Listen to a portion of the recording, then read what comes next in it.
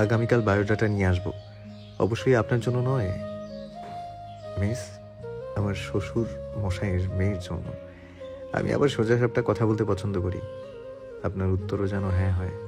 তারপর আমার শ্বশুর মশাইয়ের কাছে তার মেয়েকে চাইতে তার মেয়ের শ্বশুর মশাইকে পাঠাবো। যদি এই শর্তে রাজি হন তাহলে আগামীকাল দেখা করতে চাই। আর যদি হ্যাঁ বলতে লজ্জা পান, সমস্যা নেই, কিছু বলতে হবে না। আপনার নীরবতাই সম্মতির লক্ষণ ধরে নেব। বরিশাল আসছি কিন্তু, খালদুপুরেই দেখা হবে। হল থেকে বের হলে আমার মুখখানাই দেখবেন প্রথমে, তখন না হয় প্রথম দৃষ্টি বিনিময় হবে দুজনের। অবশ্যই আবার দিয়ে কালো হিজাবটা পরে আসবেন, মনে থাকবে তো মিস? সেই রাত থেকে এই অদ্ভুত অনুভূতির সৃষ্টি। ইস, নিজেকে কেমন পাগল পাগল লাগছে এখনো।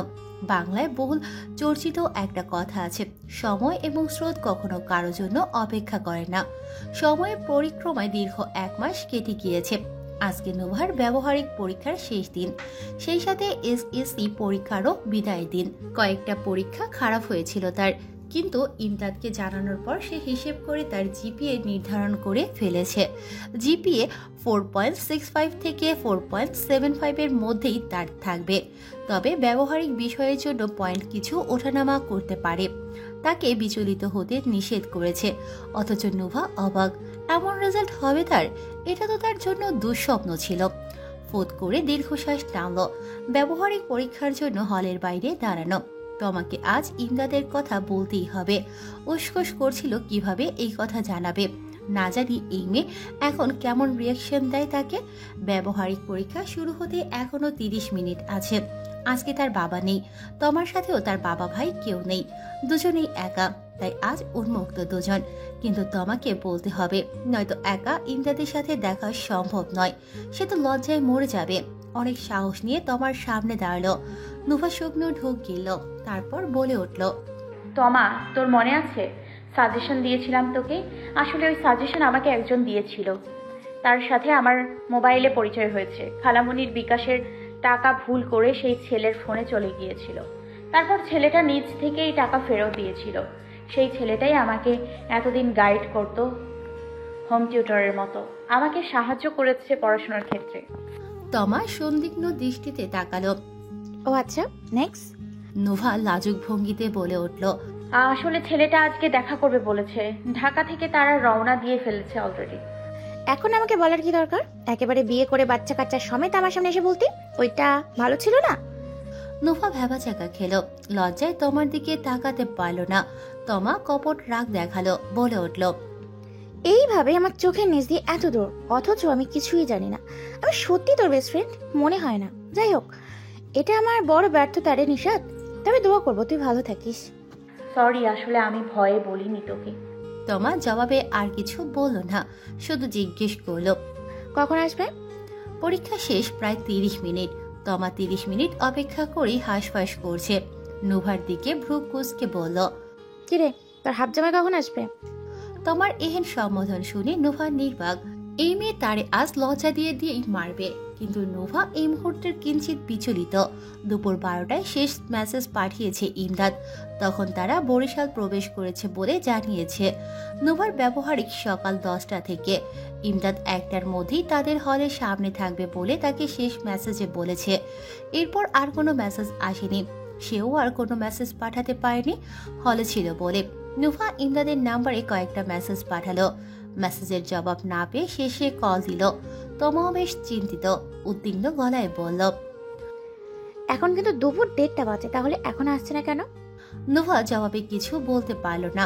অস্থির লাগছে তার, মনের মধ্যে অজানা ভয় চেপে ধরল। দুপুরের খাবার খাওয়ার কথা ছিল একসাথে। উদ্বিগ্ন দু আখি যুগল সড়ক পানে। না চাইতো বারবার হৃদকম্পন বেড়ে যাচ্ছে। কম্পিত বাম হাতের আঙুলের নখ দিয়ে দাঁত খোঁচাতে লাগলো, কারণ ইমদাদের মোবাইলে যতবারই কল দিচ্ছে শুধু বন্ধ বলে যাচ্ছে। কিরে, তোদের পরীক্ষা শেষ হয়েছে 30 মিনিট আগে, তোরা এখানে কি করছিস? কিরে, তোরা বাড়ি না গিয়ে এখানে কি করছিস? দৈবাত্য আশা তমালের কথা শুনে চকিতে মুখ ঘোরালো নুভা। তমা নিজেও অবাক, তমাল ভাইয়া এই সময় কোত্থেকে উদয় হলো। নুভার দিকে তাকিয়ে শুকনো হাসি দিল, ইশারায় বলতে চাইল, সরি দোস্ত, আমি জানতাম না ভাইয়া আসবে। দুজনের নীরবতা দেখে তমাল আবারও বলে উঠল, দুপুরে খাবার খেয়েছিস নাকি খালি পেটে ঘুরছিস? নোভা হুট করে বলল। আসলে ভাইয়া আজকে পরীক্ষার শেষ দিন, তাই একটু ঘোরাঘুরি করছি আর কি। তমাল কিঞ্চিত হাসলো, বলে উঠল। তমালের কথায় নোভার কলিজা ধক করে উঠল। এখন যদি ইমদাদ আসে তাহলে কি হবে ভাবতেই আটকে উঠল। এদিকে তমাল জোরাজোরি করছে বেশ। তমা ইশারায় বলল, চল, তোর হাফ জামাই আসলে তখন অন্য ব্যবস্থা নেব। অগত্যা তমার কথায় দুজনেই তমালের পিছু পিছু এক রেস্টুরেন্টে গিয়ে বসল। তমাল খাবার অর্ডার দিল। অসহায় প্রাণীর মতো তমার দিকে তাকিয়ে আছে নোভা। তমা ফের ইশারায় বলল, বোন এখন খেয়ে নি।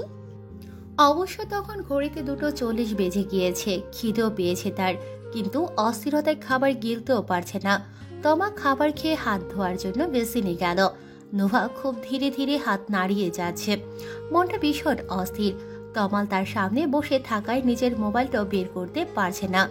ইমদাদের মোবাইল অন হয়েছে কিনা জানতেও পারছে না। সে চিন্তায় নিমজ্জিত। তমাল তাকে বার কয়েক ডাকলো, কিন্তু তার কথা কানেও যাচ্ছে না নোভার। আচমকা টেবিলের মধ্যে হাত দিয়ে শব্দ করল তমাল। নোভা মাথা তুলে তাকালো তার দিকে।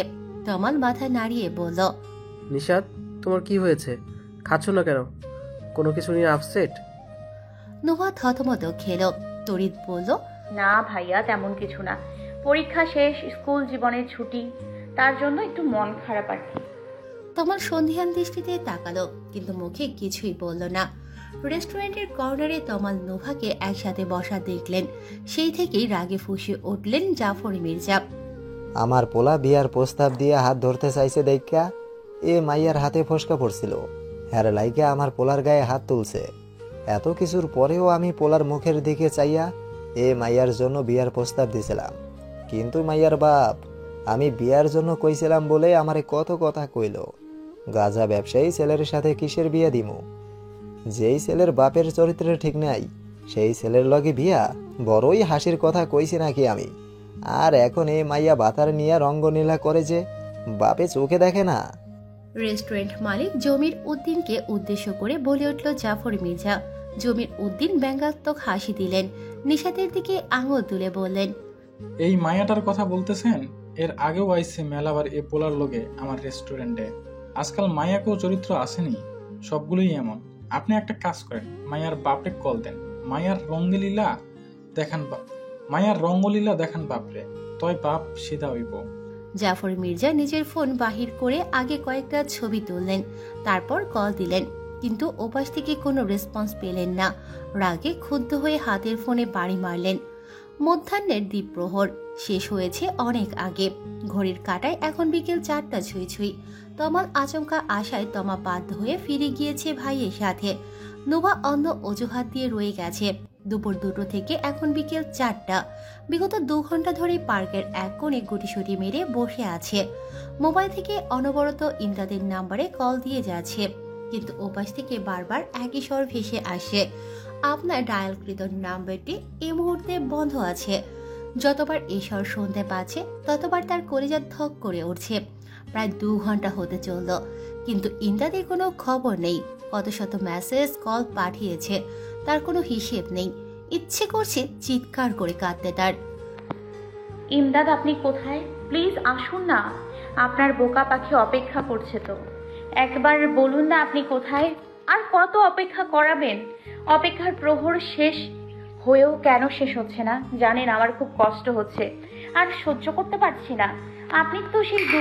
আপনি তো সেই দুপুর 1টায় আসার কথা ছিল, কেন এলেন না? নোভা দেয়ালে পিঠ ঠেকিয়ে বসে আছে। জলশূন্য দুচোখ, নির্লিপ্ত চাহনি, জানালা ভেদ করে আকাশে জলজল করা তারার দিকে। নীরবতায় আচ্ছন্ন পুরো রুম জুড়ে। ঘরের আলো নিভানো, ল্যাম্পপোস্ট থেকে আসা টিমটিমে আলোয় ঈষৎ আলোকিত রুম।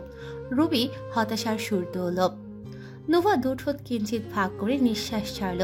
গলার স্বর আগের মতোই করুণ, ভেজানো গলায় বলে উঠল, সেদিন বিকেল পর্যন্ত অপেক্ষা করেছিলাম ইমদাদের জন্য, কিন্তু ফিরতি কোনো কল বা মেসেজ আসেনি। শেষে না পেরে ভগ্ন হৃদয়ে কোনো রকম টলতে টলতে বাড়ি ফিরলাম। বাড়ি ফেরার ঠিক 30 মিনিট পর আব্বু হুট করে আমার রুমে প্রবেশ করে। আমি হতচকিত হয়ে গেলাম। সেই মুহূর্তে আব্বুকে আমার রুমে একদমই আশা করিনি। তখন বিছানায় শুয়েছি মাত্র, আব্বুর অগ্নি দুটো চোখ দেখে ভরকে যাই, দ্রুত বিছানায় উঠে বসি। কিন্তু আব্বু কিছু না বলেই বিদ্যুৎ বেগে সজোরে আমার গালে থাপ্পড় বাড়ে, হুঙ্কার ছুঁড়ে ক্ষিপ্ত হয়। তোকে পড়াশোনা করানোর জন্য স্কুলে পাঠিয়েছিলাম, আমার মুখে চুলকানি মাখানোর জন্য না। কি হয়েছে তোমার? নিষেধ কি করেছে? মারো কি জন্য? তুই ঘরে থেকে সারাদিন কি করস? হ্যাঁ, তোর মেয়ে কি করে, কি কোথায় যায় খোঁজখবর রাখছিলি? রাখবি কেন? সারাদিন তুই চুলাই গুতা, আমি রান্না করবো, তুই বাইরে যা, বাইরে যা কাজ করবি এখন থেকে। আম্মু হতভম্বের মতো মার খেয়ে দাঁড়িয়ে আছে। প্রতিবাদ করার ভাষাও ছিল না তখন। দরজার বাইরে ভয়ে গুটিয়ে আছে নিভান। আব্বুর থাপড়ে কাঠের কার্নিশে বাড়ি খেয়ে মেঝেতে পড়ে গিয়েছিলাম, তখনও সেইভাবে পড়ে আছি। এক সময় আমাদের সদর দরজায় কারোর করাঘাতের শব্দ হলো। আব্বু দরজা খুললেন, বাড়িওয়ালা নানা আসলেন। তিনি আগুনে ঘি ঢালার বাকি কাজটা করলেন। আব্বুকে তিরিক্ষি গলায় বলে উঠল, রশিদ নিঃশব্দে বাড়িওয়ালার সব কথা হজম করলেন, ছোট্ট এক বাক্যে বলে উঠলেন, ঠিক আছে, ছাইরা দিমু। এর কিছু সময় পর আব্বু তমাকে কল দিলেন। তমা কি বলল সেটা শোনা যায়নি, তবে আব্বুর কথাগুলো স্পষ্টত কানে ভেসে এলো। তোমাকে ভালো মেয়ে ভাবছিলাম, পড়াশোনায় ভালো বলে আমার মেয়েকে মিশতে দিছিলাম, কিন্তু তোমার কাছে গিয়ে যে বদ চরিত্রের হবে তা কখনো ভাবিনি। তবে কান খুলে শুনে রাখো, ভুলেও আর কোনোদিন আমার মেয়ের সাথে যোগাযোগ করার চেষ্টা করবা না। তোমার মতো বান্ধবী থাকাচ্ছে না থাকাই অনেক ভালো। এরপর কল কেটে দিলেন। আবার আমার রুমে ফিরে এলেন, আমার মোবাইল খুঁজতে লাগলেন, আর সাথে সাথে পেয়েও গেলেন। মোবাইল নিয়ে আব্বু আচমকায় মোবাইল থেকে সিম বের করে নিয়ে গেলেন, সাথে আমার মোবাইলটাও। আর শেষ হুঁশিয়ারি হিসেবে বললেন, আমি যেন আজকের পর থেকে কোনো মোবাইল ফোন না ধরি, যদি ধরি তাহলে আমার হাত কেটে রাস্তার কুকুরকে খাওয়াবে। আমি নিশ্চুপ শুনলাম। তখনও মেঝেতে বসে আছি, কারো মুখে কোনো রাগ নেই। রাত 10টায় আমরা বাসা থেকে বের হই চট্টগ্রামের উদ্দেশ্যে। সেই বিভীষিকাময় রাতের কথা ভাবলে আজও শরীর থরথর করে কেঁপে ওঠে। আব্বু মেরেছে বলে আমি সেদিন কাঁদিনি, কেঁদেছি আব্বুর করা মিথ্যে অপবাদে। পুরো মহল্লা জুড়ে রটে গেল নিশাদকে হোটেলে এক ছেলের সাথে নষ্টামি করতে হাতে নাতে ধরছে। আজও ভাবলে নিজেকে অসহায় লাগে। বিনা দোষে আমি নষ্ট মেয়ে হয়ে গেলাম। সেই রাত থেকে আম্মু দীর্ঘদিন আমার সাথে কথা বলেনি। চট্টগ্রাম যেন আমার জন্য জেলখানাময় পরিণত হলো। সারা দিন রুমবন্দি জীবনযাপন অতিষ্ঠ হয়ে উঠেছিলাম, কিন্তু নীরবে নিভৃতে ইমদাদের জন্য আমার দোয়া করা বন্ধ হলো না। সারা রাত জায়নামাজে বসে অঝরে কাঁদতাম। যত রকম ইবাদত ছিল তার জন্য করতাম। কত রাত এভাবে কাটিয়েছি জানা নেই। কিন্তু একদিন হুট করে আব্বু আমার বিয়ে ঠিক করে। ছেলে বন্দরে চাকরি করে, রাতেই বিয়ে হবে। সেদিন আর চুপ থাকতে পারলাম না, দ্রুতই তোমাকে কল দিলাম। খালামণি, আমাকে বাঁচাও, অন্তত 2টা বছর আমাকে বাঁচতে দাও। তুমিও সেদিন আমার কথা ফেলতে পারোনি, তাই তো ছুটে এলে, আমাকে বাঁচালে। তাহলে আজকেও কেন বাঁচালে না খালামণি? দীর্ঘ সময়ের জমিয়ে রাখা কান্না চেপে রাখতে পারল না, হু হু করে কেঁদে উঠল নোভা। মুখশ্রীর চোখের জল স্রোতে ভিজে চুপসে গেছে। আচমকায় রবি হেসে উঠল। নোভার খালার এমন আচরণে অবাক হল। তার এত কষ্টের মাঝে তার খালামণি হাসে। রবির মুখ বেশ উচ্ছ্বাসিত। ঘুমের ভান করে রবি হাই তুলল। চলে যেতেই উদ্যত হলো মাত্রই নোভা চেঁচিয়ে উঠল, কি বলতে এসছো বলো না। রবি আবারও হাসল। কিন্তু গুড নিউজটা কি খালামণি? তোমার 5 দিন পর কাবিন হচ্ছে না, আপাতত অনির্দিষ্টকালের জন্য স্থগিত। নোভার মুখে তার ছেলের হাসি। কি লাভ, আজ হোক আর কাল আব্বু আমাকে ওখানে বিয়ে দিয়েই ছাড়বে। কিন্তু নোভা, তুই ভুলে গিয়েছিস তোর কাছে এখনো অপশন আছে। কিভাবে টিটুমির কলেজ। মানে হচ্ছে তোর টিটুমির কলেজে ভর্তির পরীক্ষার নাম এসেছে কেমিস্ট্রিতে। নোভার মুখ এখনো ফ্যাকাশে। সে ম্যাথের জন্য পরীক্ষা দিয়েছিল, অথচ নাম আসলো কেমিস্ট্রিতে। এটা কি হলো? ইমদাদ ম্যাথ ডিপার্টমেন্টের, আর সে কেমিস্ট্রিতে। আবারও মুখে তার ছেলের হাসি। রবি বিরক্ত হলো নোভার এহেন আচরণে। কঠিন গলায় বলল, তুই খুশি হসনি? এটাই সুযোগ, কিন্তু তুই ইমাদকে খুঁজে দেখ, অন্তত শেষে একবার চেষ্টা কর। যদি ইমাদকে পেয়ে যাস তাহলে ইয়াফির বাবাকে বলে তিনি অবশ্যই মানবেন, এই বিয়ে বন্ধ করে দিবেন। ইয়াফিকে? তোর হবু বর। নোভার মুখ মুহূর্তেই আধারে ছেয়ে গেল। নিঃশব্দে নিঃশ্বাস ছাড়ল। সত্যি খুঁজে পাবে তো তার ইমদাদকে? ঘড়ির কাঁটায় মধ্যরাত 2টা। রবি নোভাকে ঘুমোতে বললেন, নিজেও পাশেই শুয়ে পড়লেন, কিন্তু নোভার চোখ নিদ্রাহীন। 2 বছর 7 মাস 5 দিন 19 ঘন্টা অশ্রুসিক্ত 2 আঁখি নোভার। লাল ফটকের মাঝে খোদাই করা সরকারি তিতুমির কলেজ। তার দিকে তাকিয়ে দীর্ঘশ্বাস ছাড়ল। নিজ হাতে থাকা ঘড়িতে সময় দেখল 8টা 45 মিনিট। আর মনে মুখ নিষ্কৃত এক বাক্যই উচ্চারিত হলো। 2 বছর 7 মাস 5 দিন 19 ঘন্টা 45 মিনিট 17 সেকেন্ড। কত সময় পেরিয়ে গেছে, দিন গড়িয়ে মাসে ঠেকেছে, মাস গড়িয়ে বছর, কিন্তু আপনাকে আমি ভুলিনি ইমদাদ। এভাবে হারিয়ে গেলেন। আপনার সেই আদুরে মিষ্টির স্বর শোনা হয়নি কত বছর। জানেন কত রাত আমি ঘুমাইনি। মনে হয় এই বুঝি আমার দুঃস্বপ্ন ভেঙে যাবে। আপনি আমায় কল দেবেন, বলবেন, বোকা পাখি কেমন আছো? আমি আসবো তো তোমার সাথে দেখা করতে। এই তো আমি আছি, কোথাও হারাইনি। আমার বক্ষ কুঠিরে তোমার বসবাস। সেখানে যে আর কাউকে ঠাঁই দেইনি, কিন্তু জানেন আমার সেই দুঃস্বপ্ন আজও ভাঙেনি। আপনি আর আসেননি। দেখুন আজ আমি আপনার শহরে। আমাকে স্বাগতম জানাবেন না? আপনার বোকা পাখিকে বলবেন না অভিবাদন? হে প্রিয়, আপনি না বললেও নিজ দায়িত্বে আপনার অভিনন্দন নিয়ে নিয়েছি। বক্ষস্থলে অতি সূক্ষ্ম চিনচিনে ব্যথা অনুভব হলো তার। কলেজ ফটকে হাত রাখল। মুখের মাঝে কিঞ্চিত খুশির ঝলক। 2 চোখ বন্ধ করে শ্বাস টানল। এই বাতাসে আমি আপনাকে অনুভব করছি ইমদাদ। কলেজের বাতাসেও আপনার শরীরের গন্ধ ভেসে বেড়াচ্ছে। ঠিক একদিন এভাবে আপনাকেও খুঁজে নিব। সামনে পেলে প্রথমে ইচ্ছে মতো বকবো, এতদিন কেন আমায় কাঁদিয়েছেন। বেখেয়ালি মন তার এলোমেলো কদমে হেঁটে চলেছে। নিজের অতীত ভাবনায় ডুবন্ত নোভা। সহসাই কারো আত্মচিৎকারে তার হুঁশ ফেরে। ঘাড় ঘুরিয়ে তাকাতেই আটকে উঠল। সদ্য কেনা তার নতুন পাদুকায় কারো পা ধাবিয়ে দিয়েছে। সামনে থাকা আগন্তুক নিজের পা খানা ধরে সমানে চেঁচিয়ে যাচ্ছে। আবে কোন হালায় পাড়া দিছে? আমার পাটা শেষ করে দিল। ভাঙে গেছে মনে হয়। নোভা হতবিহ্বল। নিজের হতবুদ্ধির জন্য কিছুক্ষণ দোষল নিজেকে। ছেলেটার দিকে তাকিয়ে আমতা আমতা করল। সরি ভাইজান, আমি দেখিনি আপনাকে। চিৎকার চেঁচামেচি বাদ দিয়ে নীরব হা হয়ে আছে। এই নতুন আইটেম কোত্থেকে টপকালো?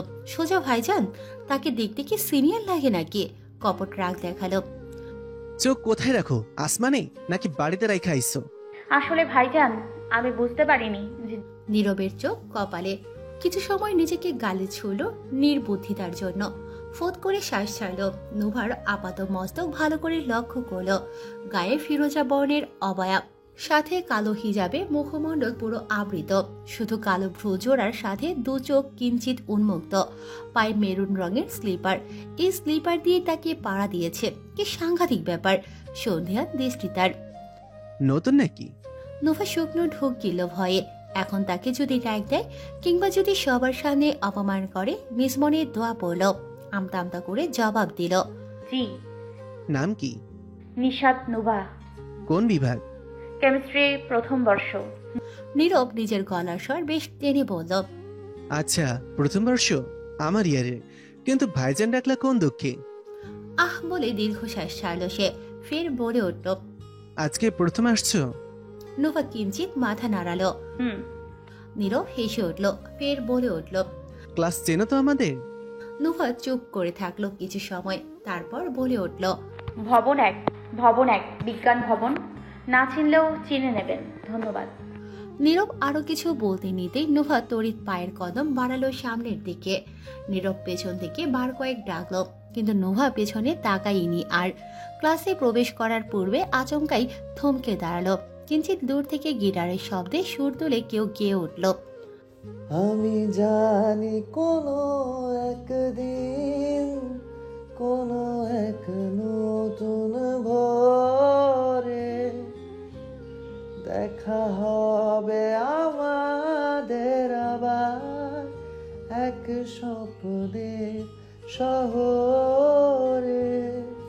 নোভা নিজের কদম 2 গুণ বাড়ালো। সুরেলা কণ্ঠস্বরের মালিককে একবার নিজ চোখে দেখার অদম্য ইচ্ছে জাগলো তার। ইচ্ছেকে প্রাধান্য দিয়ে পায়ের গতি বাড়ালো। দৃষ্টি তার রসায়ন সেমিনারের দিকে। সেই দিক থেকেই এই মিষ্টি সুর ভেসে আসে। কিন্তু সেমিনার পৌঁছানোর আগেই ঘটল আরেক অঘটন। করিডোরের মাঝ বরাবর আসতেই ভৌত রসায়ন থেকে এক পুরুষ অবয়ব দ্রুত বের হলো। সেও দ্রুতই এগিয়ে যাচ্ছিল। দৈবাত ল্যাব থেকে আসা ওই অবয়বকে আগের মতোই তার স্লিপার দিয়ে মারিয়ে দিয়েছে। শ্যামবর্ণা উস্কো খুস্কো চুল আর মাঝারি গড়নের বেশ রুষ্টপুষ্ট পুরুষ, ভুঁড়িখানা একটু বেরিয়ে আছে। তাকাতেই দেখলো ছেলেটা তার দিকে অদ্ভুতভাবে তাকিয়ে আছে। সে ভয়ে পুরো কাঠদণ্ডের মতো দাঁড়ানো। ভয়ে সান্ত্বনার বাণীও বের হলো না তার মুখ থেকে। স্তব্ধ পুরো। নিজ মনে অজস্র গালি ছুড়ল নিজেকে। আজ কোন কুক্ষণে এই জুতা ঝোড়া পড়েছিল? যাকে পাচ্ছে তাকে মারিয়ে যাচ্ছে। বুক ঢিপ ঢিপ করছে বেশ দ্রুত বেগে। অপর পাশ থেকে কোন বাক্য বের হবে তার জন্য। অপরদিকে সানি চেঁচালো না, শুধু অপলক নোভাকে দেখছে। সে আপাত মস্তক নোভাকে ভালো করে পর্যবেক্ষণ করলো। তার কাছে নোভাকে আকাশ থেকে হুট করে খসে পড়া উল্কা পিণ্ডু মনে হলো। বেশ কিছু সময় পর বলে উঠল, কাহা সে আই হো তুম? মার ডালোগে কিয়া? কোথা থেকে আসছো? মেরে ফেলতে চাও নাকি? নোভা ভ্যাবাচেকা খেয়ে গেল। একটু একটু হিন্দি সেও পারে, কিন্তু এতটাও ভালো না। এই লোকটা কি খাঁটি ইন্ডিয়ান? তরিত জবাব দিল, इंडियन हो क्या? মুহূর্তে সেখানে হাসির রোল পড়ে গেল। সানির পেছনে থাকা তার বন্ধু বের হয়ে এলো। রকি হাসতে হাসতে নোভার সামনে এসে দাঁড়ালো। সানির কাঁধে এক হাত রেখে বলে উঠল, হ্যাঁ, এই ছেলে পুরো ইন্ডিয়ান, শুধু তার বাপদাদা 14 গোষ্ঠী বাংলাদেশি। নোভা হতভম্ব, দৃষ্টি নত করে রাখলো। উত্তর কি দেয়া উচিত তাই ভাবলো। দোটানায় পড়ে আমতা আমতা করলো। ओह সানি রকির দিকে চোখ পাকালো। ইশারায় বলে উঠল, কাবাবের হাড্ডি হতে ইচ্ছে তোর, শালা হারামি একটা? রকি ফের হেসে উঠল। আবার দৃষ্টি দিল নোভার দিকে। তুমি কি নতুন? নোভা মাথা নাড়ালো। जी রকি ফের বলে উঠল, তুমি যে আমার বন্ধুর ভালো পা ভেঙে দিলে, তার জরিমানা স্বরূপ কি দিবে এখন? নোভার দৃষ্টি জোড়া ভয়ার্থ। আসলে আমি জানতাম না এদিক থেকে মানুষ আসবে। সরি ভাইজান। রকি ফের কিছু বলতে নিতেই জুই সেমিনার রুম থেকে বেরিয়ে এলো। সানি রকিকে নোভার সাথে কথা বলতে দেখে সে এগিয়ে এলো। নোভা জুইকে দেখে কিছুটা স্বস্তি পেল, তাই তড়িঘড়ি ডেকে উঠল। জুই আপু, জুই কিঞ্চিত অবাক হলো। সে এগিয়ে এসে বুকে জড়িয়ে নিল নোভাকে। আরে নিশাত, তুমি? জুইয়ের পরিচিত দেখে সানি রকি হা হয়ে আছে। সানি জিজ্ঞেস করলো, তুই চেনো সরে? জুই মাথা নাড়ালো। হ্যাঁ চিনি তো, ও হচ্ছে আমার স্টুডেন্ট রিদি, আর রিদানির খালাতো বোন। রকি বেশ সুর টেনে বলল, আচ্ছা, কিন্তু জুই, তোমার এই নিশাত স্যারের পা ভেঙে দিয়েছে, উল্টো আবার তাকে ইন্ডিয়ানও বলছে। জুই রগর গলায় বলল, সানি আগে তো শুধু সানলাইট ছিল, এখন থেকে ইন্ডিয়ান সানলাইট হবে। বেশ তো, খারাপ কোথায়? ভাগ্য ভালো তাকে চায়না বলে নাই। তৎক্ষণাৎ সবার মধ্যে আবার হাসির রোল পড়ে গেল। জুয়ের কথা শেষ হওয়ার মুহূর্তেই সেমিনারের সম্মুখ থেকে আরো একটা বড়শালী সুর ভেসে এলো। কে ইন্ডিয়ান সানলাইট? জুইফুল? নোভা সহ বাকিরাও সেই দিকে তাকালো। বলিষ্ঠ গড়নের বেশ লম্বা চওড়া পুরুষ, কিঞ্চিত কোকড়ানো চুল, মুখে হালকা চাপদাড়ি, গৌরবর্ণা গায়ের রং, এক কথায় সুদর্শন পুরুষ। অবশ্যই ছেলেদের এত সুন্দর তার একদমই ভালো লাগে না, তবে এই ছেলের সৌন্দর্য একদম নিখুঁত, অবিকল ছবির হিরোদের মতোই। নোভা আনমনে বিড়বিড় করলো, এলিয়েন না তো আবার? সেমিনার থেকে আরো কয়েক কদম বাড়িয়ে চিন্ময় জুইয়ের পাশাপাশি এসে দাঁড়ালো। মুখে মুস্কি হাসি ঝুলছে, বলে উঠল, সানির কি হয়েছে রে? জুইয়ের সাথে বাকিরাও হেসে উঠল। রকি বলে উঠল, সানলাইটের একখান পা ভেঙে গেছে, অ্যাম্বুলেন্স ডাক জলদি, আরেকখানা পা লাগাতে হবে। আচম্বিক চিন্ময়ের নজর পড়ল নোভার দিকে। জুই নোভাকে ধরে দাঁড়িয়ে আছে দেখে বলে উঠল, মেয়েটাকে? জুই নোভার পরিচয় দিল। চিন্ময় উৎসুক হয়ে তাকালো নোভার দিকে। হুট করে বলে উঠল, এইদিকে কেন এলে? তোমার ক্লাস তো এখানে না, বিজ্ঞান ভবনে প্রবেশ করলে বাদিকেই তো তোমার ক্লাস। নোভা শুকনো ঢোক গেল। কি করতে এসেছিল আর এখন কি করছে? নির্বাক ধূসর দৃষ্টি মেঝেতে নিবদ্ধ। ভেবে চিনতে মাত্র দুঠোঁট ফাঁক করলো জবাব দিতেই হুট করে হন্তদন্ত হয়ে নীরব ছুটে এলো।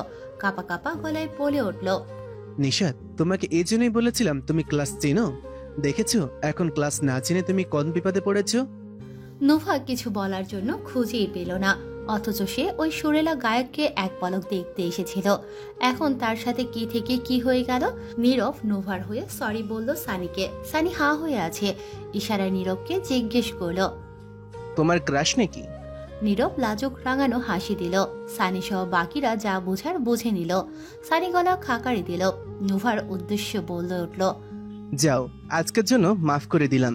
নীরবের সহপাঠী বলে কথা। তারপর নীরবকে চোখ মারল সে। নীরব নোভার দিকে এক হাত বাড়ালো, লাজুক রাঙানো হাসিতে বলে উঠল, এসো নিশাত। নোভা ভ্রুদয় কুচকালো, ক্ষীণ স্বরে বলে উঠল, সর, তোর কাজে যা। হানহনিয়ে সে ক্লাসের দিকে কদম বাড়ালো। নীরব ভ্যাবাচাকা খেয়ে গেল, নিজের হাত দুটো গুটিয়ে নিল। সেমিনার থেকে তৎক্ষণাৎ গিটার হাতে আগমন ঘটল জিমানের। তার পিছু বেরিয়ে এলো জিতুও। জীবন সবার মুখে এমন হাসি দেখে উৎসুক হয়ে জিজ্ঞেস করলো, তোরা সবগুলো একসাথে এরকম দাঁত কেলাচ্ছিস কেন? সবার আগে চিল্লিয়ে সব বলে উঠল। জিমান শুনে সানির মজা উড়ালো। তুই নামেই সানলাইট, কামে পুরা টিউব লাইট। সানি তেতে উঠল। আমি কি ইচ্ছে করে করেছি নাকি? মেয়েটাই তো আমার সামনে আসলো। জিতু সব কথা নিশ্চুপ শুনলো, গম্ভীর গলায় বলে উঠল, দেখ জিম, বাইরের কারোর জন্য নিজের ফ্রেন্ডের মজা উড়াবি না। দোষ তো মেয়েটাও করেছে, শুধু শুধু ওকে দোষ দিচ্ছিস কেন? জিমান সহ বাকিরা হা হয়ে আছে। এখন জিতুকে দেখছে। চিন্ময় জিতুর কাঁধে হাত রাখল। আরে সবাই মজা করছি, তুই এত হাইপার হচ্ছিস কেন? জিতু উষ্ণ শ্বাস ছাড়ল, চিন্ময়ের দিকে দৃষ্টি রেখে বলল, দেখ চিন্ময়, সব জায়গায় মজা মানায় না, অন্তত নিজের ফ্রেন্ডদের ক্ষেত্রে। কথোপকথনের অন্য পর্যায়ে যাওয়ার আগে জুই জবাব দিল, জিতু, আমরাও সানির বন্ধু ও শত্রু নই। জিতু বিদ্রুপের সুর তুলল, তা তো দেখলাম বাইরের একটা মেয়ের সামনে সানির মজা উড়াচ্ছিস। এটা খুবই বাজে কাজ ছিল তোর, অন্তত তোর থেকে এটা আমি আশা করিনি। জিতু আর কিছু বলার আগে সানি জিতুর হাত ধরল, নরম সুরে বলল, আরে আমরা সবাই মজা করছিলাম, এটা সিরিয়াস কিছু না ভাই। চল ক্যান্টিনে, তোরে কিছু খাওয়াই, মাথা ঠান্ডা করি। আজকে মনে হয় মুবিনের ভূত তোর ওপর ভর করেছে, বুঝতে পারছি। জিতু চোখ পাকালো, কিন্তু সানি তোয়াক্কা করল না। বাকিরাও পিছু পিছু তার সাথে ক্যান্টিনে গেল। নোভার ক্লাস নেই আপাতত, সুযোগ খুঁজলো ক্লাস থেকে বের হওয়ার জন্য, কিন্তু নাছরবান্দা নীরব তার পেছনেই ছাড়ছে না। এই মুহূর্তে নীরব এক বন্ধুর সাথে আড্ডায় ব্যস্ত। সুযোগ পেয়ে দ্রুতই ক্লাস থেকে বের হলো সে। উদ্দেশ্য তার ম্যাথ বিভাগ, সেখানে অফিস রুম যাবে, তাই নিজের কদম বাড়ালো। কিন্তু কিছু দূর আসতেই ফের পেছন থেকে কেউ একজন ডেকে উঠল, নিশিরাত। নোভা থমকে গেল। ঠিক কত বছর পর সে এই ডাক শুনতে পেয়েছে। হুট করে তমার কথা মনে পড়ল। এই ডাক ছাড়া কতগুলো বছর পার হয়ে গেল। ইমরাদের সাথে সাথে তমাও তার জীবন থেকে হারিয়ে গেল। কতদিন তমার সাথে কথা হয়নি, বলা হয়নি মিস তামা। সানি নোভাকে খ্যাপানোর জন্য নিশিরাত বলে ডেকেছিল, কিন্তু নোভা তার সামনে ভাবলেশহীন দাঁড়িয়ে আছে। সানি আবারও ডাকলো, নিশিরাত বসো, আমার পা ভাঙা জরিমানা হিসেবে ট্রিট দিবে এখন। নোভার দৃষ্টি আগের মতোই স্থির, নিশ্চুপ দাঁড়িয়ে আছে সে। জুই বলে উঠল, নিশাত এসো, আমার পাশে বসো। নিশাত কিছু বলতেই উদ্যত হলো, কিন্তু তার আগেই পেছন থেকে কেউ একজন বলে উঠল, এর নাম নিশাত না হয়ে কাল রাত রাখা উচিত ছিল। কাজকর্মের সব কালই সৃষ্টি করে, আবার পোশাকেও কালো পোশাক। কারো তাচ্ছিল্য মাখানো কথা শুনে ওদিকে তাকালো, কিন্তু হাতে গিটার দাঁড়ানো একজনকে দেখলো। নুভার পাশে এসে জিমান গিয়ে চেয়ার টেনে বসলো। নুভার দৃষ্টি তার দিকে নিবদ্ধ, আচমকাই বলে উঠল, গিটার আপনার? জিমান নুভার এমন প্রশ্নে অবাক হলো, কিঞ্চিত হেসে উঠল, আমার। তোমার নাম নিশাত না রেখে কাল রাত রাখা উচিত ছিল। আসলে ওইটা আমার কথা নয়, আমাদের জিতুর কথা। মুহূর্তেই সবার মাঝে হাসির রোল পড়ে গেল, কিন্তু একজন ছাড়া। সে ভাবলেশহীন, নিচের দিকে তাকিয়ে আছে। না মুখে হাসি, না তার দিকে তাকালো। তাকে নিয়ে মজা করছে সবাই। নুভা চুপচাপ সুন্দর সবার কথা, চোখের কোণে জল চিকচিক করছে। সানির দিকে ফের তাকালো, নরম গলায় বলল, একবার বলবেন নিশিরাত? সানি হা হয়ে আছে, বাকিরাও অবাক। সানি ভয়ে ভয়ে বলল, নিশিরাত। নুভা কিঞ্চিত হাসলো, ভেজানো গলায় বলল, আমাকে সবসময় এই নামে ডাকবেন তো শান ভাই, আমাকে সবসময় এই নামে ডাকবেন তো শান ভাইয়া। এই ডাকটা আমার ভীষণ প্রিয়, আপনার মুখেও বেশি মানি। সানি হতবিহবল জবাব দিল রয়েস হয়ে। আচ্ছা। নোভা ধন্যবাদ দিয়ে সেখান থেকে বের হয়ে এলো। পেছনে সবাই কৌতূহল হয়ে তাকিয়ে দেখছে। বড় বড় অক্ষরে লেখা ম্যাথ ডিপার্টমেন্ট, তার নিচে অফিস রুমের সামনে দাঁড়ালো নোভা। বেশ কিছুক্ষণ পায়চারি করলো, ইতস্তত বোধ করছে। কিভাবে জিজ্ঞেস করবে? একজন মধ্যবয়সী অফিস দপ্তরিকে পেয়ে তার কাছে গিয়ে দাঁড়ালো, ধীর গলায় বলে উঠল, আসসালামু আলাইকুম চাচাজান, একটা সাহায্য করতে পারবেন? দপ্তরি নোভার দিকে সরু চোখে তাকালো, কিঞ্চিত ভ্রুদয় কুঁচকানো। কি সাহায্য দরকার তোমার? নোভা চটজলদি তার জবাব দিল, আসলে 2023-এর চতুর্থ বর্ষ থেকে ফাইনাল পরীক্ষা দিয়েছে, নাম ইমদাদ, তার কাগজপত্র ওঠাতে চাই, দেয়া যাবে কি? দপ্তরি ভাবনায় পড়ে গেলেন, কপাল চুলকে বলল, এখন তো দুপুরে খাবার সময়, অফিস সহকারী যারা ছিল তারা খাবার খেতে বাইরে গেছে, এরা আসুক, তুমি কিছুক্ষণ অপেক্ষা করো, ঠিক আছে মা?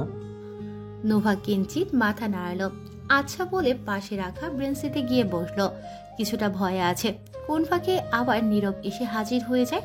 অসহ্য একটা, সারাটা ক্লাস ওকে জ্বালিয়ে মেরেছে। এত বকবক করতে পারে ছেলে মানুষ, এত কথা বলে এই প্রথম দেখলো। ভালোই ফ্যাসাদে পড়েছে সে, নিজের দৃষ্টি মেঝেতে নিবদ্ধ, হিজাবের আদলে মুখ আবৃত। তার মাঝ দিয়ে তপ্তশ্বাস ছাড়ল, সহসায় চোখ পড়ল মেঝের ধুলোবালিতে অবহেলায় পড়ে থাকা হাজিরা খাতার দিকে। তড়িৎ উঠল সে, স্পষ্ট অক্ষরে লেখা ম্যাথ চতুর্থ বর্ষ। দ্রুতই হাজিরা খাতা উঠিয়ে নিল। নিজের ব্যাগ থেকে একটা টিস্যু নিয়ে আগে হাজিরা খাতা পরিষ্কার করল। ধীরে ধীরে প্রতি পাতায় চোখ বুলালো। শত শত ছাত্রছাত্রীর ভিড়ে ইমদাদ নামটা খুঁজে যাচ্ছে এক ধ্যানে। পুরো ধ্যানমগ্ন সে, ক্লান্ত কৃষ্ট আর ঘর্মাক্ত শরীর। শীতের মিষ্টি রোদ তার কাছে এই মুহূর্তে বেশ অসহনীয় লাগছে। মাত্রই কোচিং থেকে ফিরেছে সে। কোচিং এর জন্য নিয়মিত ক্লাস করা হয় না মুবিনের। মধ্যবিত্ত ঘরের ছাপোষা ছেলে, তাই তো পড়ালেখার পাশাপাশি নিজের খরচ আবার বোনদের খরচ সব বহন করতে হয়। মাথার উপর ছায়া হিসেবে বাবা নামক মানুষটা যে তার বেঁচে নেই। বন্ধুমহল আছে বলে সে আজও এই যান্ত্রিক শহরে টিকে আছে, নয়তো কবে তার ইতি ঘটত। আসার সময় বন্ধুমহলের সবার সাথে তার দেখা হয়নি। বাকিরা আড্ডা দিচ্ছে মিলনায়তনের সামনে। সে ম্যাথ বিভাগে এসেছে তার স্টুডেন্টের ভর্তির জন্য কিছু কাগজপত্র জমা দিতে। আসার সময় সানিকে নিয়ে এসেছে। দুজনেই অফিস রুমে প্রবেশ করবে মাত্র অফিস রুমে তাকিয়ে দেখে অফিস রুম পুরো ফাঁকা, তাই দুজনেই বাইরে রাখা বেঞ্চিতে গিয়ে বসলো। মুবিন বসতেই চোখ পড়লো তার থেকে কয়েক গজ দূরত্বে রাখা অফিসের ধুলোবালি মাখানো কাগজের স্তূপের দিকে। কিন্তু সহসায় চমকে উঠলো একটা মেয়ের অবয়ব দেখে। মেয়েটা কিছু একটা দেখছে নিবিষ্ট ধ্যানে। একবার ভাবলো জিজ্ঞেস করবে, আবার বাদ দিল, থাক, তার ব্যক্তিগত বিষয়। তার পাশে থাকা সানির আচম্বিক চোখ পড়ল নোভার দিকে। আচমকায় নোভাকে দেখে চেঁচিয়ে উঠল, তুমি নিশিরাত না, এখানে কি করো? নোভা বেশ চমকালো। এমন বাক্যে সহসাই আসবে কসমিন কালেও ভাবেনি। ঘাড় ঘুরাতে সানিকে দেখল, কিন্তু তার পাশে বসা মুবিনকে চিনল না। সে থতমত খেয়ে উঠে পড়ল। সানি নোভার সামনে এসে দাঁড়ালো, কিঞ্চিত অবাক হয়ে বলল, কি খুঁজো? জরুরি কিছু? দ্বিধান্বিত হলো নোভা। ইমদাদের কথা বলবে, বললে হয়তো তাকে সাহায্য করতে পারবে, কিন্তু তার বন্ধু মহলের সবাই যদি জেনে যায় তাহলে তো সবাই তার মজা উড়াবে। একজন তো তার নাম কাল রাত রেখে দিয়েছে। ভাবনায় মগ্ন হলো সে। সানির জবাব দিল বেশ ধীর গলায়। সানি পড়ে থাকা হাজিরা খাতার দিকে তাকালো, কিছুটা অবাক হলো। পড়ে থাকা বইটা চতুর্থ বর্ষের হাজিরা খাতা। ব্যগ্র কণ্ঠে বলল, তোমার বান্ধবী কি চতুর্থ বর্ষে পড়ে? নোভা আটকে উঠল ধরা পড়ার ভয়ে, কিঞ্চিত হেসে উঠে বলল, এই জন্যই তো বলি আমার বান্ধবীর নাম কেন খুঁজে পাচ্ছি না। আমি ভুলে চতুর্থ বর্ষের হাজিরা খাতা দেখছিলাম, সরি, আসলে খেয়াল করিনি। সানিও কিঞ্চিত হাসলো, হুট করে বলে উঠল, তোমার বান্ধবীর রোল নাম্বার তারে জিগেলেই হয়, এত কষ্ট করতেছো কেন? না, আসলে হয়েছি, ও আমার কাছে রোল নাম্বার গোপন করে রেখেছে, তাই আমি লুকিয়ে ওর রোল নাম্বার দেখছিলাম। আচ্ছা ভাইয়া, আসছে, এখন দেরি হয়ে যাচ্ছে, আবার বাস মিস হয়ে যাবে। নোভা নিজের পায়ের গতি বাড়িয়ে বের হয়ে গেল। পিছনে সানি ভ্যাবাচাকা খেয়ে দাঁড়িয়ে আছে। মুবিন তার কাঁধে হাত রেখে বলল, তুই মেয়েটাকে চিনিস? সানি নিজের মাথা নাড়ালো। চিনি তো, আমাদের বিভাগের প্রথম বর্ষের। মুবিন কিছু জিজ্ঞেস করল না আর আবার আগের মতো চুপচাপ গিয়ে ব্রেন্সিতে বসল। নুভা দ্রুত বেগে ছুটছে, কিন্তু কিছু দূর আসতেই থমকে দাঁড়ালো নীরবকে দেখে।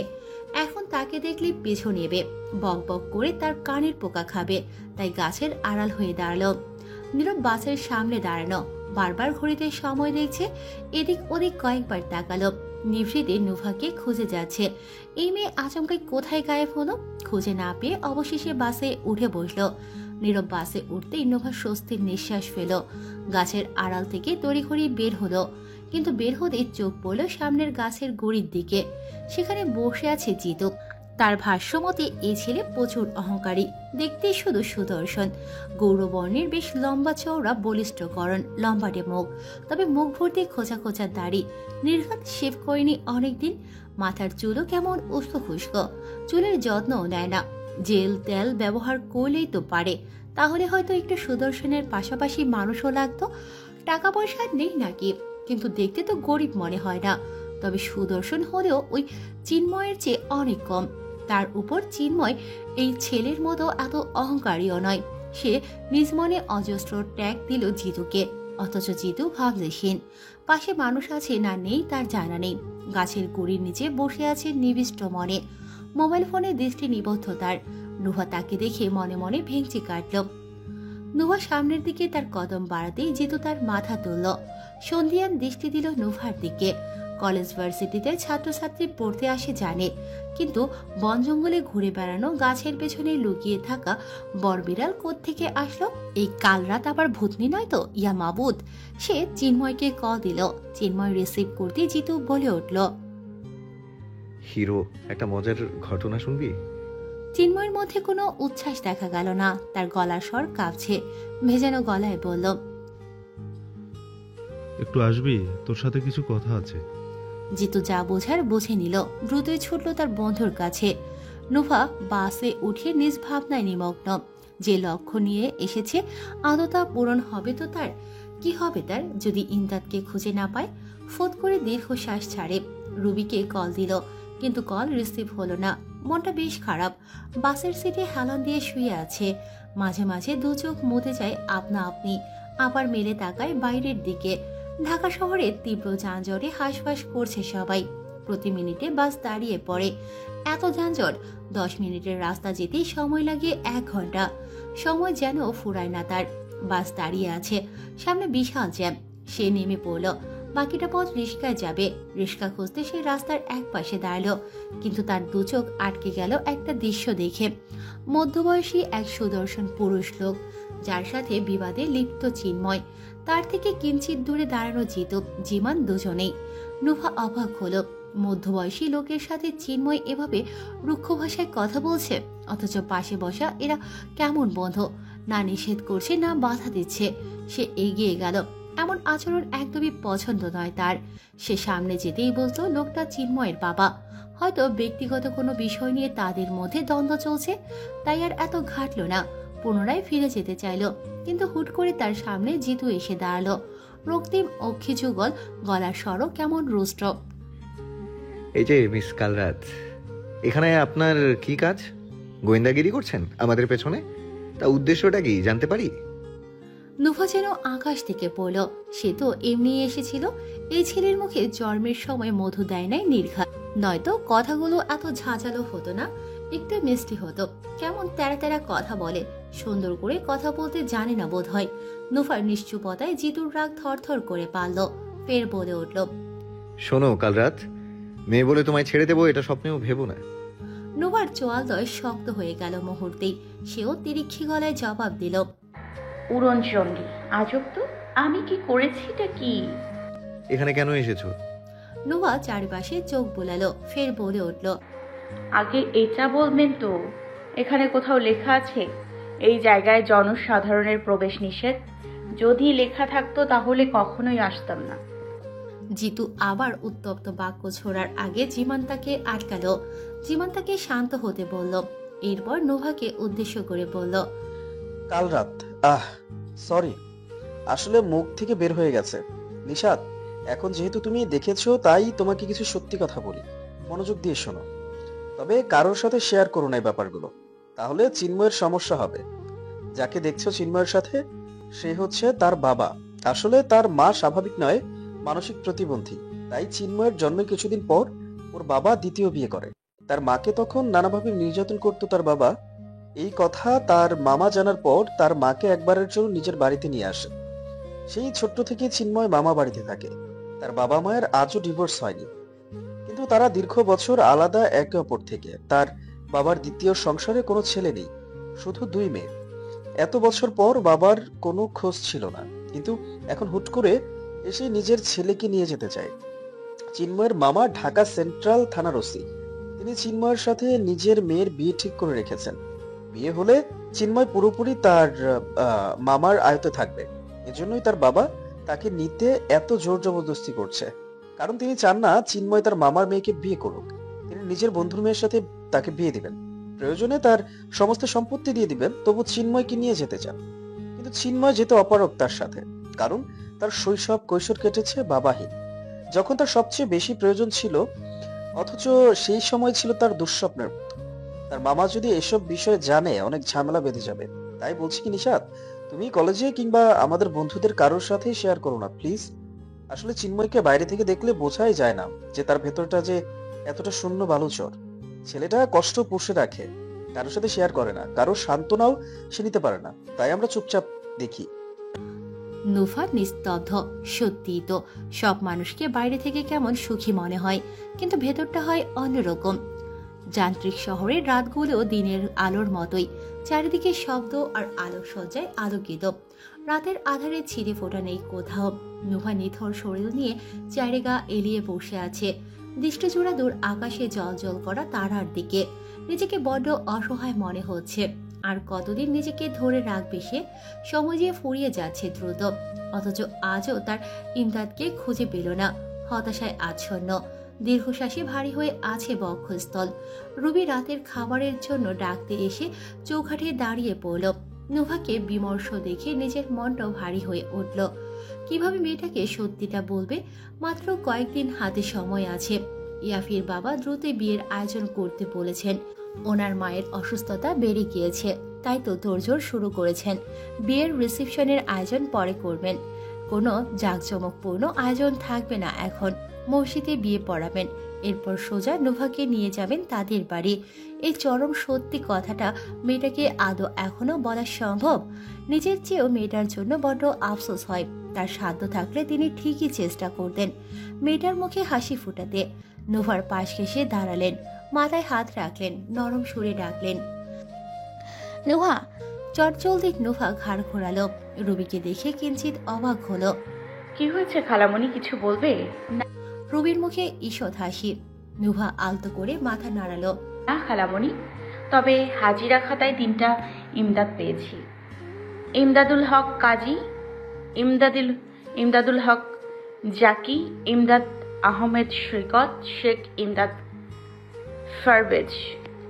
এদের মধ্যে কোনটা আসল ইমদাদ কি করে বুঝবো? তবু একবার দপ্তরের সাথে কথা বলেছি, তিনি কাল জানাবেন বলেছেন। দেখি কাল কি হয়।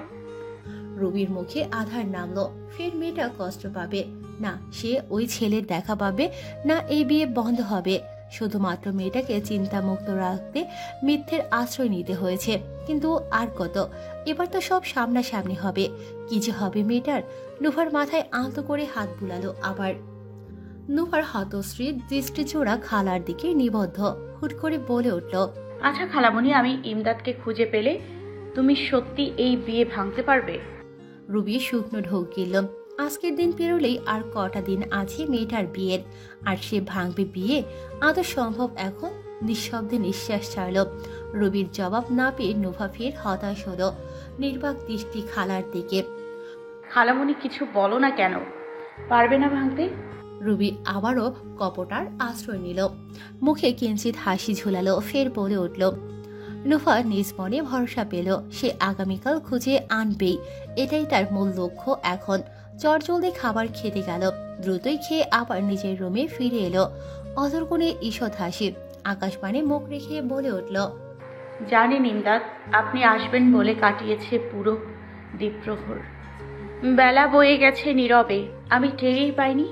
ব্যাকুল ছিল অন্ধকরণ, অসহায় চাহনি চেয়েছিল ধুলি মাখা প্রান্তর।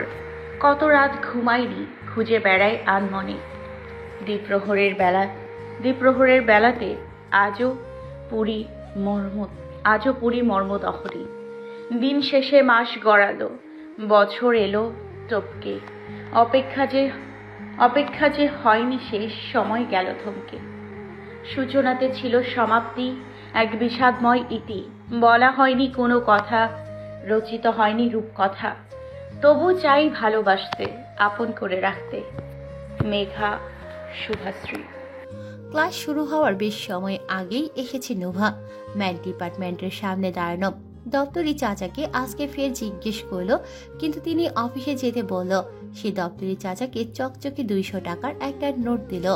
কিঞ্চিত মুখের কোণে হাসি ফুটিয়ে বলল, চাচা যান, 3 জন ইমদাদ নামে ছিল ম্যাথ 4th বর্ষে, তাই আমার 3 জনেরই কাগজগুলো লাগবে, এনে দিতে পারবেন? আমি বললে 3 জনের কাগজ আমাকে দেবে না। অফিস সহকারীরা ঝামেলা করবে, নানান প্রশ্ন করবে তখন। প্লিজ চাচা যান, আপনি আমাকে সাহায্য করুন। দপ্তরি বেশ অবাক হলো, ভ্রুদয় কুচকালো, ব্যগ্র গলায় বলল, 3 জনের কেন লাগবো? আসলে ইমদাদ নামের একজনকে আমার প্রয়োজন, কিন্তু কোনটা আসলে ইমদাদ তা তো আমি জানি না। কিন্তু বলে দপ্তরি চুপ মেরে গেলেন। পরক্ষণেই বলল, 500 টাকা লাগবো। নোভা দাঁত কিরমিরিয়ে উঠল। নিজ মনে কিছু গালি ছুড়ল দপ্তরির দিকে, তবু মুখের কোণে ঈষৎ হাসি ফুটিয়ে রাখল। ব্যাগ থেকে 500 টাকার একটা কচকচের নোট তার দিকে মেলে দিতেই তিনি দ্রুতই পকেটে ঢুকিয়ে নিলেন। নোভা বাকি 200 টাকার নোট ফেরত চাইল। সেই টাকা ফেরত দিতে দপ্তরি জোর গলায় অস্বীকার করল, উল্টো বলে উঠল, তোমার জন্য এত ঝুঁকি নিয়ে কাজ করতেছি, আবার বাকি টাকাও চাও? নোভার মেজাজ তিরিক্ষে হলো, কিন্তু বিপাকে পড়ায় চুপ করে আছে, নয়তো এই দপ্তরিকে সে দেখে নিত। গজগজ করতে করতে বাইরের প্রিন্সিতে গিয়ে বসল। অপেক্ষারত অনেকক্ষণ, কখন তার অপেক্ষার প্রহর শেষ হবে। দীর্ঘ সময় পর দপ্তরি কিছু কাগজ আনল, কিন্তু তাতে ইমদাদ নামের ব্যক্তিদের ফোন নাম্বার মিলল শুধু, পূর্বের কোনো কাগজ নেই। কিছুটা মনক্ষুণ্ণ হলেও নিজের মনোবল দৃঢ় রাখল। নাম্বারগুলো নিয়ে অফিসের সামনে থেকে বের হয়ে এলো। যাই হয়ে যাক, ইমদাদকে খুঁজে বের করবেই। কিছু দূর আসতেই দৃষ্টি গেল এক রূপবতী মেয়ের দিকে। গায়ে লাল রঙা জামার সাথে মেরুন বর্ণের হিজাব পরিহিত, এক কথায় চোখ ধাঁধানো সুন্দরী। খিলখিল করে হাসছে মেয়েটা। অসাধারণ দৃশ্য লাগলো তার কাছে। মেয়েটা জিতুর পাশে বসে গল্প করছে, কি বলছে তা বুঝতে পারল না, তবে তারা বিশেষ কিছু নিয়েই কথা বলছে বোধ হয়। এটা কি জিতুর গার্লফ্রেন্ড নাকি?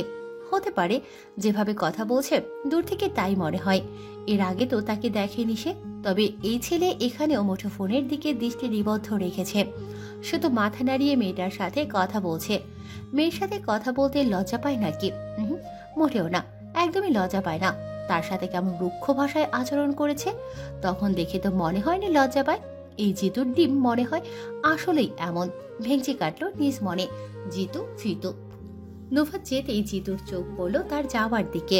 সে ভেবে পায় না এই মেয়ে কেমিস্ট্রি বিভাগের হয়ে ম্যাথ বিভাগে কেন যায়। প্রায় 3 দিন ধরেই দেখে আসে এই মেয়ে যখন তখন ম্যাথ বিভাগে চলে যায়। তার যাওয়ার দিকে অদ্ভুতভাবে তাকিয়ে আছে সে। অদ্ভুত চিন্তা মাথায় ঘুরছে। জিতুর এমন অন্যমনস্ক ভাব দেখে পাশে বসা মিউমি মুখে হতাশার সুর তুলল। অন্যদিকে তাকিয়ে কি দেখছো জিতু? অথচ তোমার পাশে আমি সেই কখন থেকে বসে আছি, একটা বারও চোখ তুলে তাকালে না। তুমি এখনো আগের মতোই রয়ে গেলে, একটুও বদলাওনি। বেশ শব্দ করে দীর্ঘশ্বাস ছাড়ল মিউমি, ফের বলে উঠল, আচ্ছা, আমি মেয়েটা কি সত্যিই অসুন্দর, নাকি দেখতে অনেক বাজে? তাকে একটা সুযোগ দেওয়ার প্রয়োজনও মনে করলে না?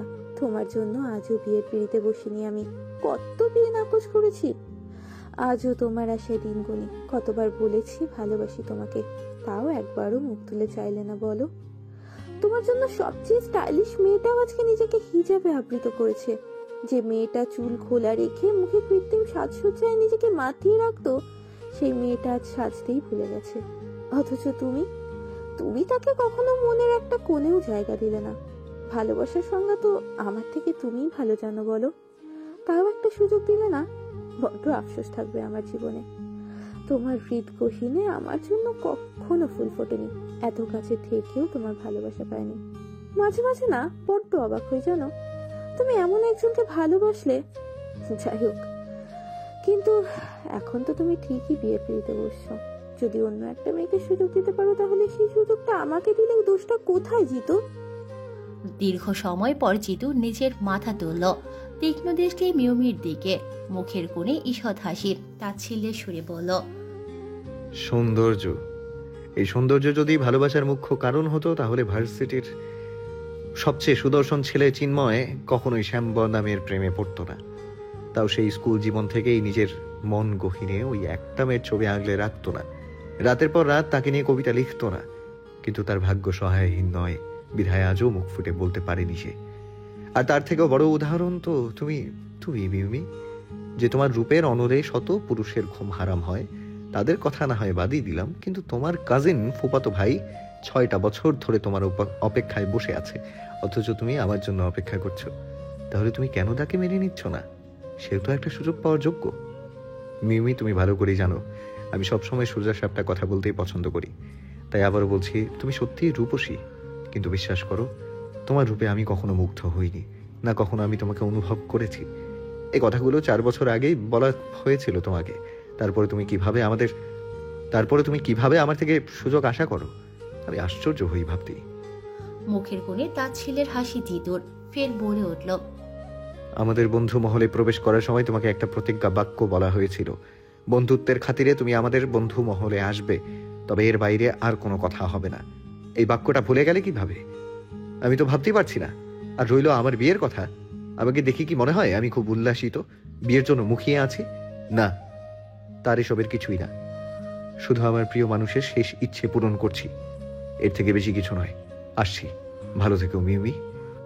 মিউমি হুট করে বলে উঠল, তাহলে সেই মেয়েটা আমি হলে কি সমস্যা জিতু?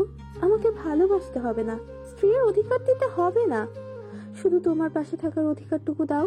এইটুকু দিলে কি খুব ক্ষতি হয়ে যাবে তোমার? জিতু নিজের ব্যাগ কাঁধে উঠিয়ে নিল, জবাব দেওয়ার প্রয়োজন বোধ মনে করল না। তার ভগ্ন হৃদয়ের ক্ষত যে আজও শুকায়নি, সেখানে নতুন কেউ আসবে কখনোই না। মিউমির দু চোখে নোনা জল গাল বেয়ে চিবুকে ঢেকেছে, বড্ড অসহায়ত্ব দৃষ্টি জোড়া, ফুপিয়ে ফুপিয়ে কাছে। সে পায়নি জিতুর মনে জায়গা করতে, না পেরেছে তার জন্য ভালোবাসার ফুল ফোটাতে। সত্যি সে ব্যর্থ। কি হবে তার এই রূপ লাবণ্য দিয়ে? ক্লাসে প্রবেশ করতে নীরবের খপ্পরে পড়ল নোভা। এড়িয়ে যাওয়ার প্রস্তুতি নিল মাত্রই নীরব মিষ্টি হাসি দিল তাকে দেখে, কোমল গলায় বলে উঠল, নিশাত, তুমি বিতর্ক ক্লাবে জয়েন করেছো? আগামী সপ্তাহে কিন্তু আমাদের অন্য ডিপার্টমেন্টের সাথে বিতর্ক প্রতিযোগিতা আছে। যদি সিলেক্ট হও তবে সুযোগ পাবে। বিতর্কের কথা শুনে নোভার চোখের কোণে জল জমল। তার আর তমার কত শত স্মৃতি জড়িয়ে আছে। তমা দলনেতা হতো, সে হতো দ্বিতীয় বক্তা, আর জেবা থাকতো তাদের প্রথম বক্তা। নবম শ্রেণীতে দুবার তারা বয়েজ স্কুলের ছেলেদের হারিয়েছে। সেবার বরিশালের অনেক জেলায় তাদের সাথে বিভিন্ন স্কুলের বিতর্ক প্রতিযোগিতা হয়েছিল। তারা পৌঁছে গিয়েছিল শিরোপার একান্তই কাছে, কিন্তু ভাগ্য সহায় হয়নি তাদের, তাই রানার্স আপ হয়ে বাড়ি ফিরেছিল। সেই স্মৃতি রোমন্থ হতেই তমার কথা মনে পড়ল। মেয়েটা এখন কোথায় আছে কে জানে। নুভা সোনামাদ্রির ক্লাস থেকে বেরিয়ে পড়ল। বিতর্ক ক্লাবে যোগদান করতে ছাত্রছাত্রী প্রবেশ করেছে। যারা যোগদান করবে তারা নাম লিখে চলে যাচ্ছে। সবার নাম লিপিবদ্ধ করছে 2জন টিচার আর সিনিয়র স্টুডেন্টরা। নুভা গিয়ে নিজের নাম লিখল। আগেই শখানেক ছাত্রছাত্রী নিজেদের নাম লিখে গেছে। নিজের নাম লিখে এক পাশের বেঞ্চিতে গিয়ে বসলো। নীরব হুট করে নোভার পাশের বেঞ্চিতে এসে বসলো। নোভা প্রথমে খেয়াল করেনি, পরে তার দিকে চোখ পড়তেই বলে উঠল, ধন্যবাদ নীরব, বিতর্কের ক্লাবের কথা আমাকে স্মরণ করিয়ে দেওয়ার জন্য। নীরব যেন কথা বলার সুবর্ণ সুযোগ পেল, তাই তড়িৎ জবাব দিল, নিশাত, তুমি বিতর্কের সময় কি মুখ খুলবে না? এইভাবে সারাক্ষণ মুখ বেঁধে রাখাও কি তোমার গরম লাগে না? নোভা কিঞ্চিত রাগ হলো। এই ছেলের মতলবটা কি? তার মুখ দেখা, নয়তো এমন বেফাস কথা বলবে কেন আচমকাই? নিজ মনে ফুঁসে উঠল, জবাব দিল তেরা ভাবেই, সেটা না হয় তখন দেখবো কি করতে হবে। আর হিজাব পরে থাকলে গরম লাগে কে বলেছে? নীরব আমতা আমতা করলো। আসলে আমার ধারণা আর কি। উল্টাপাল্টা ধারণাই আসে তোর মাথায়, ভালো কিছু আসে না। নীরব ভ্যাবাচেকা খেয়ে গেল, চোখ পিট পিট করে বলল, নিশাত, তুমি সোজা আপনি থেকে তুইতে চলে গেছো? নুভা হৃদয় কিঞ্চিত কুঁচকালো। তখন তো জানতাম না তুই আমার সাথেই পড়িস। শোন, সহপাঠীদের সাথে তুই মানায় আপনি আর তুমি নয়, বুঝলি? মুখের কোণে ঈষৎ হাসি ফুটে উঠল নীরবের। যাই হোক, তার সাথে একটু হলেও কথা বলেছে, তার মনের কথা বলে দেবে মেয়েটাকে এখন না, কিছুদিন সময় নেবে। দুটানায় ভুগল বেশ। বিতর্কের বিষয় নিয়ে দুজনেই আলোচনায় মগ্ন। তাদের কথোপকথন চলছে বেশ জোরালো ভাবেই। অদূরে দাঁড়ানো একজোড়া চোখের দৃষ্টি এসে পড়ল নোভার দিকে। দ্রুতই আবার তা ফিরিয়ে নিল। সেই দৃষ্টিতে কি ছিল তা অজানা তার। দুপুরে ঝাঁঝালো রোদ মাথার উপর, অন্যদিকে ভয়ে বক্ষস্থল ঢিপ ঢিপ করছে নোভার। প্রত্নস্ত্র পায়ে এগিয়ে যাচ্ছে ম্যাথ বিভাগের সামনে। আজকে তার প্রথম মিশন ইমদাদকে খোঁজার। 3 ইমদাদের মধ্যে একজনের নাম্বারে কল গিয়েছে শুধু, বাকি দুজনের নাম্বার বন্ধ। ইমদাদুল হক জ্যাকি তার নাম্বারে কল দিয়েছে কিন্তু রিসিভ হয়নি। কতবার চেষ্টা করেছে, শেষে তাকে ব্লক করে দিয়েছে। ব্যর্থ হয়ে এখন অন্য পদ্ধতি অবলম্বন করেছে। ক্লাস শেষ, তাই করিডোরের সামনে মাস্টার্সের একজন সিনিয়র ছাত্রকে পেয়ে বেশ খুশি হলো। তাকে দেখে প্রথমে সালাম দিল। ছেলেটা কিছু সময় তার দিকে হা হয়ে থাকলো, রয়েস হয়ে বলে উঠল, জি বলুন। নোভা চটজলদি বলে উঠল, আপনি ইমদাদুল হক জাকি ভাইয়ের বন্ধু ছিলেন না? ভালো আছেন ভাইয়া? ছেলেটা আপাত মস্তক ভালো করে দেখল নোভার। কালো হিজাবের আদলে আবৃত মুখ, কিন্তু উন্মুক্ত কালো দু চোখ বেশ মায়াবী। হলদেটে বর্ণের হালকা পাতলা শৈলে রূপালী রঙের আবায়া পরিহিত, মেয়ে হিসেবে বেশ কমনীয়। মুখটা দেখলেও বাইরে থেকে বেশ বোঝা যায়। কিন্তু অবাক হলো জাকির এমন বোন থাকলে তাহলে তাকে বলেনি কেন।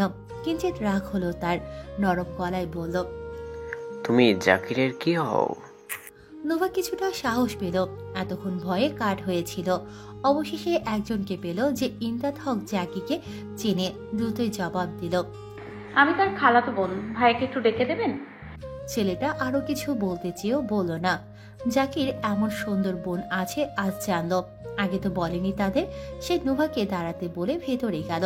ভেতর থেকে হন্তদন্ত হয়ে কালো বর্ণের বেশ মোটাসোটা একজন ছেলে আসলো। এসেই বলে উঠল, বলে ছেলেটা থেমে গেল। এক হাত দিয়ে নিজের কপাল চুলকালো, ফের বলে উঠল। তারপর পাশে থাকা ছেলেটাকে বলল,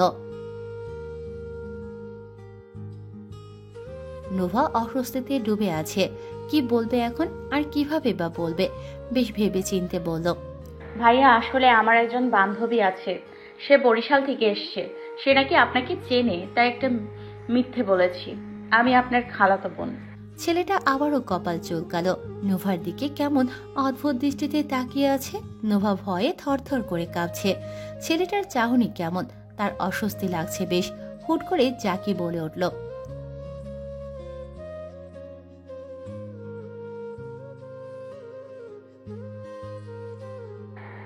আসলে সে আপনার মোবাইল নাম্বার নিতে বলেছে।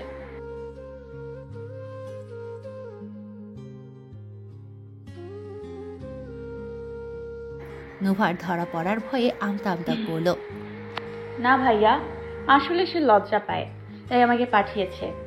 জাকি কিছু সময় আবার ভাবলো, ফের বলে উঠল,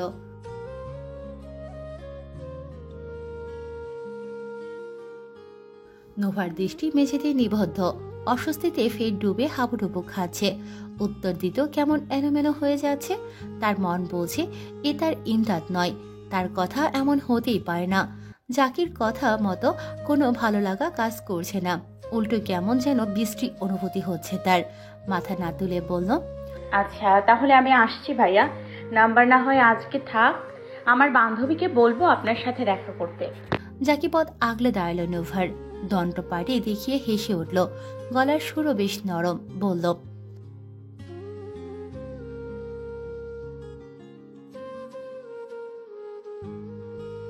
জি আমার নাম নিশাদ, আমি ম্যাথ বিভাগের না, কেমিস্ট্রি বিভাগের প্রথম বর্ষের ছাত্রী।